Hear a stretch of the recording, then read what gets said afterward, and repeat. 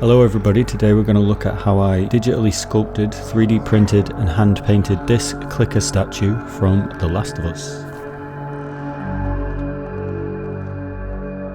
So I found with my more recent sculpts that starting in asymmetry and using the mannequin to block out a pose allows for me to create a much more dynamic and natural looking pose for the character.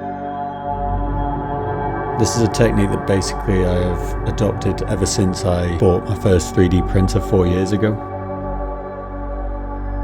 And because I know that the character is not going to be taken to rig or become a game character or anything like that, I know I can safely move it into pose and then begin the sculpt from there. Now, when I first started sculpting in asymmetry, it was quite intimidating, but once you get used to it, it's not that much slower or more complicated than sculpting in symmetry mode. I think when you take into account that we're not sculpting in symmetry mode and then posing up the character and having to fix any problems that arise when we're posing up a fully detailed character after the fact, it actually can end up speeding up the process.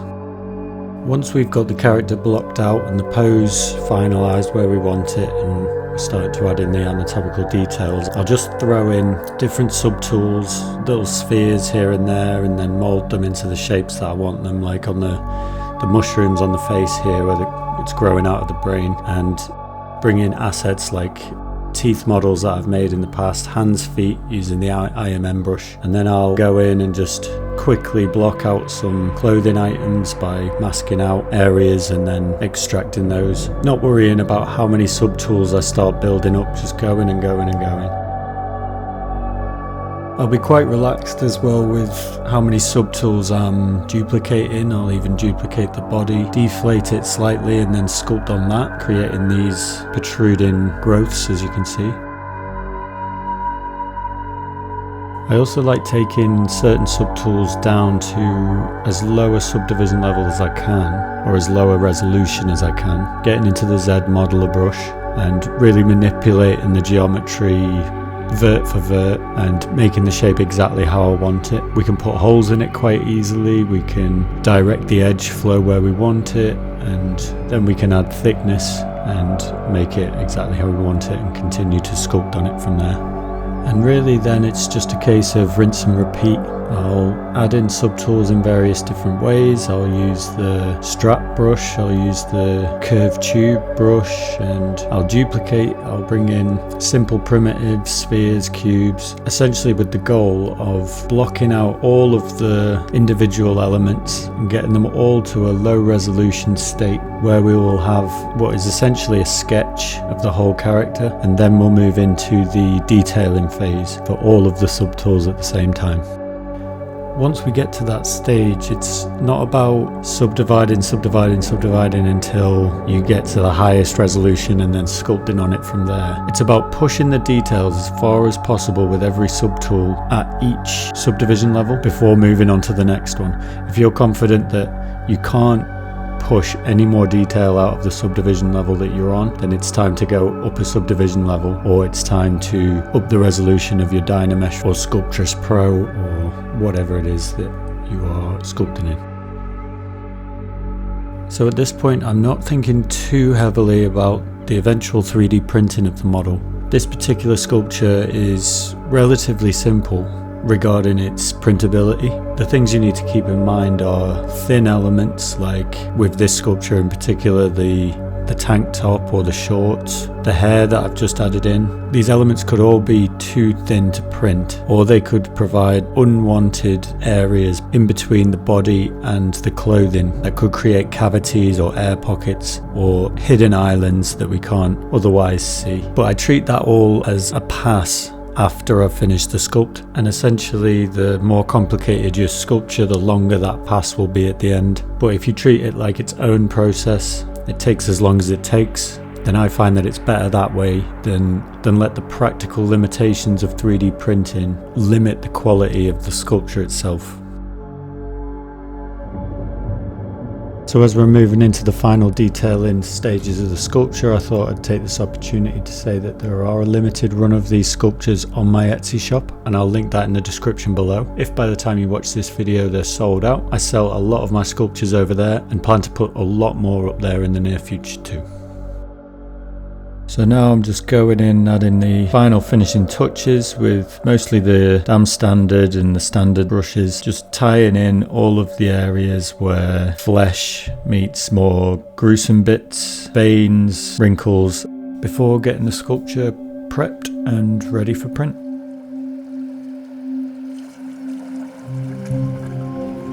So I use Lychee Slicer to prep my models for 3D print. I chose not to include it in this video, but if you guys are interested in seeing that part of the process, please let me know in the comments and I will make sure I do a video on that very soon.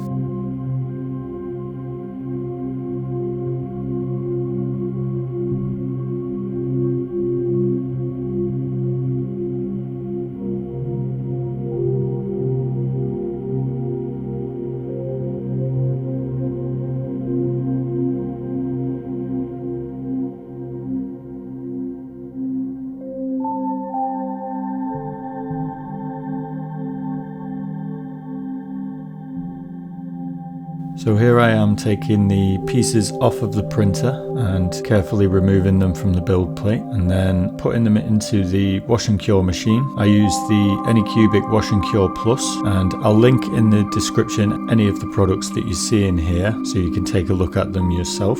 And you can see here just how much detail we're able to achieve with the Mono X. It has a 4K LCD monochrome screen and so provides us with precision detail, which is what we need for sculptures like this.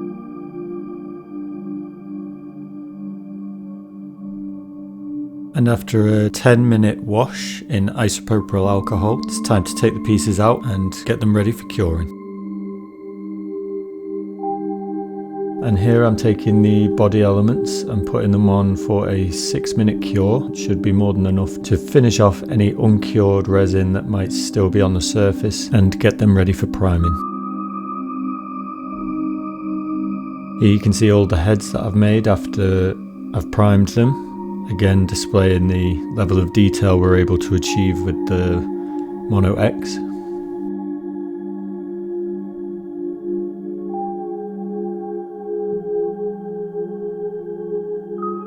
And now I'll begin the painting process, and I'll start by mixing large amounts of colour. Because I was painting a large number of them at the same time, I would paint one colour over them all, then move on to the next, to provide a base coat over everything, all of the elements including the base, before moving on to a detail pass later on. Now, I'm not the most skilled or experienced in painting models. I was learning as I was going, but I'm incredibly proud with what I was able to learn and achieve with these sculptures. And so I'm just going to let you sit back, relax, and enjoy the painting process from beginning to end, and let the painting speak for itself.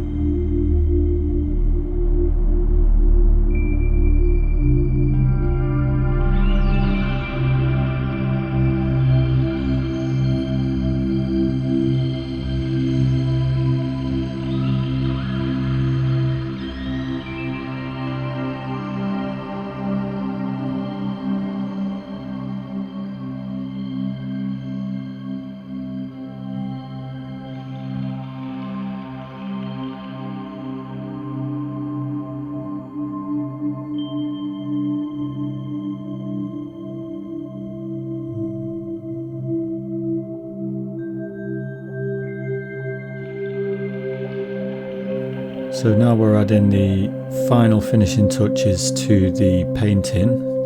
Final flecks of blood and dirt and all of the surface detail that should be added last as a final detailing pass.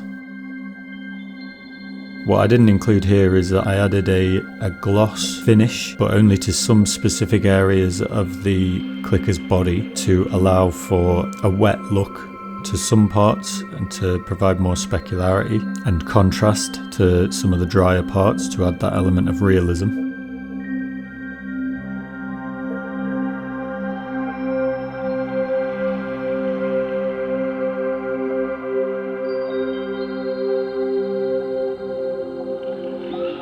I'll then move on to finalising things like the base, adding this black trim to the very bottom of the base.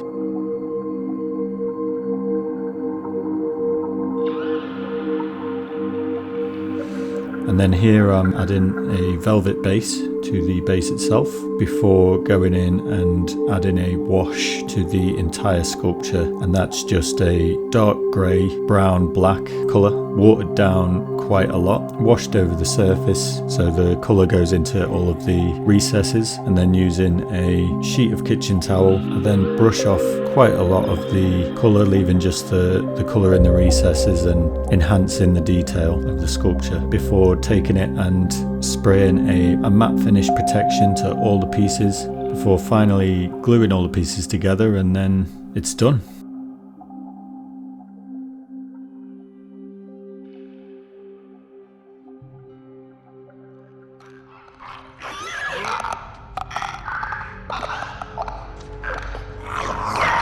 And so here is the final version of my take on a clicker from The Last of Us, sculpted in Zbrush, 3D printed and hand painted by yours truly. And like I said earlier, I'm doing a short run of 10 of these sculptures over on my Etsy shop. When they are gone, so get over there and check if they're sold out by the time you've watched this video. If not, don't worry, I sell a lot more of my sculptures over there, so go and check it out anyway.